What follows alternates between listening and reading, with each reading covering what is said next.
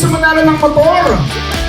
Atin yan syempre ng New Star Online. Yes!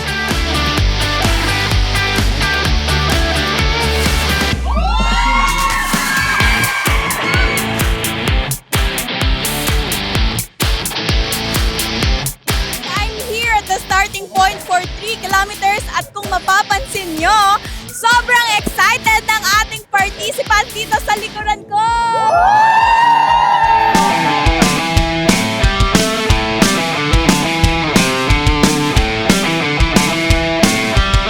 Today, we are not just running for fitness. We are running again for a purpose. Here at AgriRun PH, running goes beyond crossing the finish line.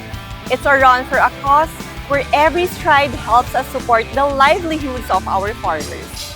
Tuwing may takbo naman yung AgriRun, lagi kami sumasali kasi syempre gusto namin mga supportahan yung mga magsasaka. So syempre maganda yung ginawang partnership nung organizer kasi yung mga farmers is at least meron na silang sure na kukuha ng mga crops nila at the same time na-encourage pa nila yung mga tao na maging healthy through running. It was fun. Nakakatuwa kasi part of this activity is also helping out the farmers. And I'm on the agricultural sector. So that's why I'm also here to support our farmers, support our local farmers.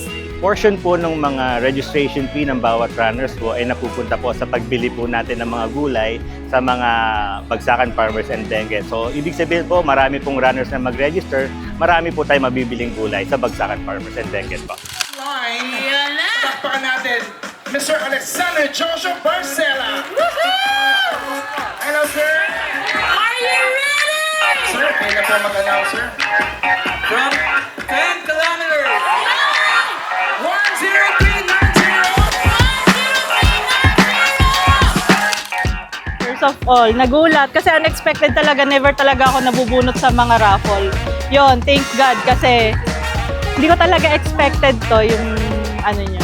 Manalo ako sa major prize pa.